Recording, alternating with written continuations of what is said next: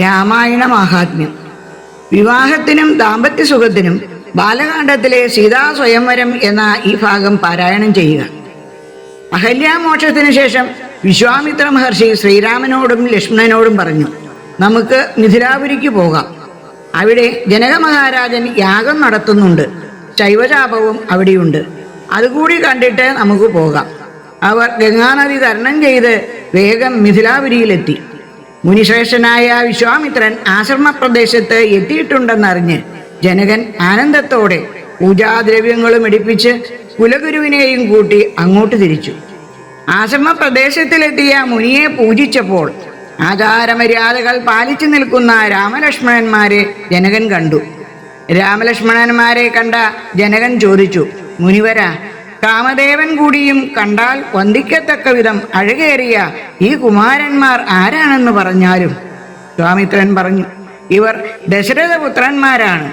മൂത്തവൻ രാമൻ, മൂന്നാമൻ ലക്ഷ്മണൻ. യാഗരക്ഷയ്ക്കായാണ് ഇവരെ ഞാൻ കൂട്ടിക്കൊണ്ടുവന്നത്. കാട്ടിനുള്ളിൽ കടന്നപ്പോൾ വന്ന താടക എന്ന രാക്ഷസിയെ രാമൻ ബാണമെയ്തു കൊന്നു. അതോടെ ആ ഭയം ഒടുങ്ങി. പിന്നീട് ആശ്രമത്തിലെത്തി വേണ്ട വിധം യാഗരക്ഷ നടത്തി. തൃപ്പാദകമലങ്ങളിലെ രജസേൽപ്പിച്ച് അഹല്യയുടെ പാപം നശിപ്പിച്ച് അവളെ പവിത്രയാക്കി. ഇനി ശൈവചാപം കാണാൻ ആഗ്രഹമുണ്ട്. അത് നീ സാധിച്ചു തരണം. ശ്രീ പരമേശ്വരൻ നൽകിയ തലമുറകളായി കൈമാറി വരുന്നതാണ് ശൈവചാപം. ഇപ്പോൾ അത് ജനകരാജന്റെ കൊട്ടാരത്തിലാണുള്ളത്. ഇത് നിത്യവും പൂജിക്കുന്നതാണ്. യാഗഭൂമി പരിശുദ്ധമാക്കാൻ വേണ്ടി ഉഴുതപ്പോൾ ഉഴുവചാലിന്റെ നടുക്ക് നിന്ന് ജനകന് ഒരു ശിശുവിനെ ലഭിച്ചു. അവൾക്ക് സീത എന്ന് പേരിട്ട് സ്വപുത്രിയായി ജനകൻ വളർത്തി. ഒരിക്കൽ നാരദ മഹർഷി മിഥിലാപുരിയിൽ എത്തിയപ്പോൾ സീതാവൃത്താന്തം ജനകനോട് പറഞ്ഞിട്ടുണ്ടായിരുന്നു. ഭക്തവത്സലനായ നാരായണൻ ദേവഹിതമനുസരിച്ച് മായാമാനുഷ വേഷം പൂണ്ട് രാവണ നിഗ്രഹത്തിനായി സൂര്യവംശത്തിൽ ശ്രീരാമൻ എന്ന പേരിൽ പിറന്നിട്ടുണ്ട്. അപ്പോൾ യോഗമായാദേവി മനുഷ്യവേഷത്തോടെ നിന്റെ ഭവനത്തിൽ ജനിച്ചിരിക്കുകയാണ്. അതുകൊണ്ട് നീ ഇവളെ മടിക്കാതെ ശ്രീരാമചന്ദ്രന് കൊടുക്കുക. എങ്ങനെയാണ് സീതയെ രാഘവന് കൊടുക്കേണ്ടത് എന്ന് ജനകൻ ചിന്തിച്ചു കൊണ്ടിരുന്നു.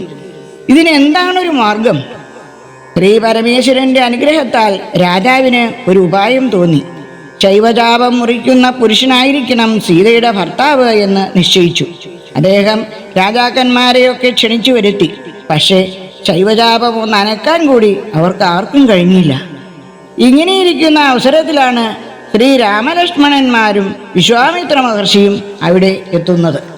സത്കാരയോഗ്യന്മാരാം രാജപുത്രന്മാരെ കണ്ടുൾക്കുരുന്നിങ്കൽ പ്രീതി വർദ്ധിച്ചു ജനകനും. തന്നുടെ സജീവനെ വിളിച്ചു നിയോഗിച്ചു ചെന്നു നീ വരുത്തേണം ഈശ്വരനുടെ ശാപം എന്നതു കേട്ടു മന്ത്രിപ്രവരൻ നടകൊണ്ടാൻ. അന്നേരം ജനകനും കൗശികനോടു ചൊന്നാൻ, രാജനന്ദനായ ബാലകൻ രഘുവരൻ രാജീവ വിലോചനൻ സുന്ദരൻ ദാശരസി വില്ലിതു കുലച്ചുടൻ വലിച്ചു മുറിച്ചീടിൽ വല്ലഭനിവൻ മമ നന്ദനയ്ക്കെന്നു നൂനം. എല്ലാം ഈശ്വരൻ എന്നേ ചൊല്ലാവതെനിക്കിപ്പോൾ വില്ലുക വരുത്തിയിടുകെന്നരുൾ ചെയ്തു മുനി. കിങ്കരന്മാരെ നിയോഗിച്ചത് മഹീന്ദ്രനും ഹുങ്കാരത്തോടെ വന്നു ചാപവാഹകന്മാരും സത്വരമയായിരം കിങ്കരന്മാരും കൂടി മൃത്യുശാസന ശാപം എടുത്തു കൊണ്ടുവന്നാർ. ഖണ്ഡാസഹസ്രമണി വസ്ത്രാദി വിഭൂഷിതം കണ്ടാലും ത്രയംബകമെന്നിങ്ങു മഹീന്ദ്രനും. ചന്ദ്രശേഖരനുടെ പള്ളിവിൽ കണ്ടു രാമചന്ദ്രനും ആനന്ദം ഉൾക്കൊണ്ടു വന്ദിച്ചീടിനാൻ. വില്ലെടുക്കാമോ, ഉലച്ചിടാമോ, വലിക്കാമോ ചൊല്ലുകെന്നതു കേട്ടു ചൊല്ലിനാൻ വിശ്വാമിത്രൻ.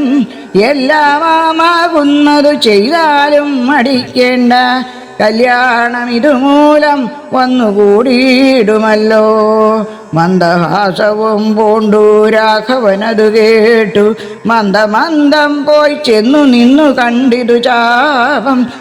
ജ്വലിച്ച തേജസ്സോടും എടുത്തു വേഗത്തോടെ കുലച്ചു വലിച്ചുടൻ മുറിച്ചു ജിതശ്രമം നിന്നരുളുന്ന നേരം ഈരേഴു ലോകങ്ങളും ഒന്നു മാറ്റൊലി കൊണ്ടു വിസ്മയപ്പെട്ടു ജനം. പാട്ടുമാട്ടവും കൂത്തും പുഷ്പവൃഷ്ടിയും ഓരോ കൂട്ടമേ വാദ്യങ്ങളും മംഗളസ്തുതികളും.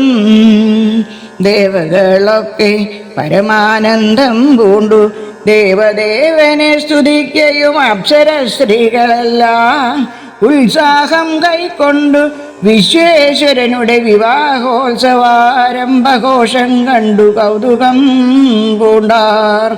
ജനകൻ ജഗൽ സ്വാമിയാകിയ ഭഗവാനെ ജനസംസതി ഗാഠാശ്ലേഷവും ചെയ്താനല്ലോ.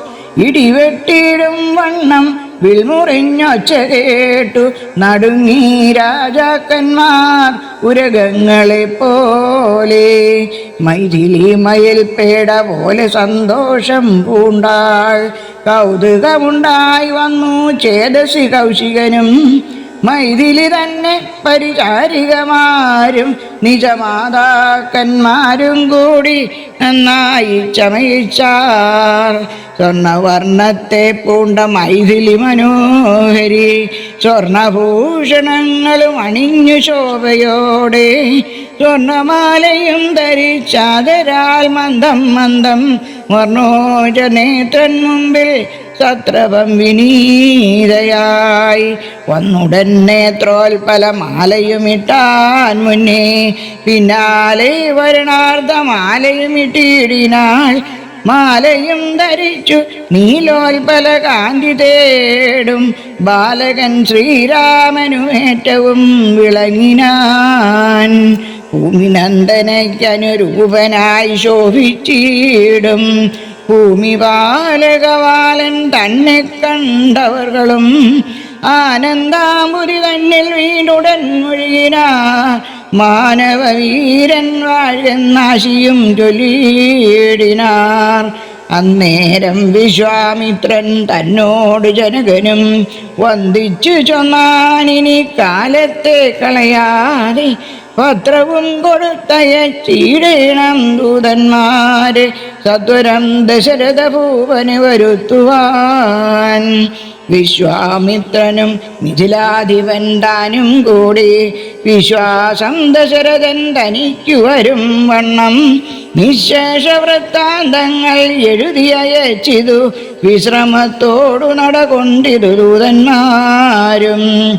സാകേതപുരി പോക്കു ഭൂപാലൻ തന്നെ കണ്ടു ലോകൈകാധിപൻ കയ്യിൽ കൊടുത്തു പത്രമതും.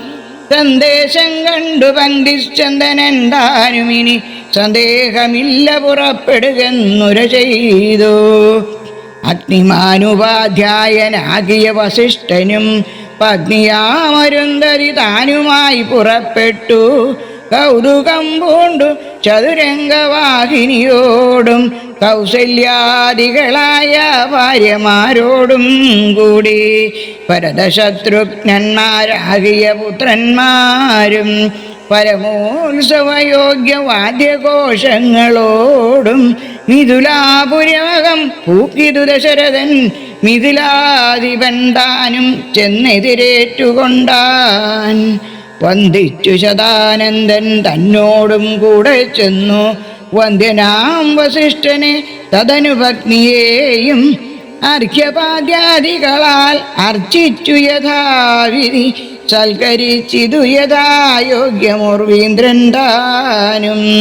രാമലക്ഷ്മണന്മാരും വന്ദിച്ചു പിതാവിനെ സാമോദം വസിഷ്ഠനാം ആചാര്യപാദാബ്ജവും തൊഴുതു മാതൃജനങ്ങളെയും യഥാക്രമം തൊഴുതു ശ്രീരാമപാദാംബോജമനുജന്മാർ. തൊഴുതു ഭരതനെ ലക്ഷ്മണകുമാരനും തൊഴുതു ശത്രുഘ്നനും ലക്ഷ്മണപാദാംബോജം വക്ഷസി ചേർത്തു താതൻ രാമനെ പുണർന്നിട്ടു. ലക്ഷ്മണനെയും ഗാഠാശ്ലേഷവും ചെയ്തിടിനാൻ. ജനകൻ ദശരഥൻ തന്നുടെ കയ്യും പിടിച്ചനുമോദത്തോടുര ചെയ്തിതു മധുരമായി 4 കന്യകമാരുണ്ടെനിക്കു കൊടുപ്പാനായി, 4 പുത്രന്മാർ ഭവാൻ തനിക്കുമുണ്ടല്ലോ താനും. ആകയാൽ 4 കുമാരന്മാർക്കും വിവാഹം ചെയ്താകിലോ നിരൂപിച്ചാൽ ഏതുമേ മടിക്കേണ്ട. വസിഷ്ഠൻ താനും ശതാനന്ദനും കൗശികനും വിധിച്ചു മുഹൂർത്തവും 4 യഥാക്രമം. ചിത്രമായിരെ പോരു മണ്ഡപമതും തീർത്തു, മുത്തുമാലകൾ പുഷ്പഫലങ്ങൾ തൂക്കി, നാനാ രക്തമണ്ഡിത സ്തംഭതോരണങ്ങളും നാട്ടി, രക്തമണ്ഡിത സ്വർണപീഠവും വച്ചു ഭക്ത്യാ. ശ്രീരാമപാദാംബോജം കഴുകിച്ചനന്തരം പേരിതുന്തുവിമുഖ്യ വാദ്യഘോഷങ്ങളോടും ഹോമവും കഴിച്ചു തൻ പുത്രിയാം വൈദേഹിയെ രാമനു നൽകിയിടിനാൻ ജനകമഹീന്ദ്രനും. തത്പാദതീർത്ഥം നിജ ശിരസി ധരിച്ചുടൻ ഉൾപ്പുളകാംഗത്തോടെ നിന്നിതു ജനകനും. യാതൊരു പാദതീർത്ഥം ശിരസി ധരിക്കുന്നു ഉപദേശവിധി മുനീന്ദ്രാദികൾ ഭക്തിയോടെ. ഊർമിള തന്നെ വേട്ടു ലക്ഷ്മണകുമാരനും കാമ്യാംഗിമാരാം ശ്രുതകീർത്തിയും മാണ്ഡവിയും. ഭരതശത്രുഘ്നന്മാർ തന്നുടെ പത്നിമാരായി പരമാനന്ദം പൂണ്ടു വസിച്ചാരെല്ലാവരും. നമസ്കാരം.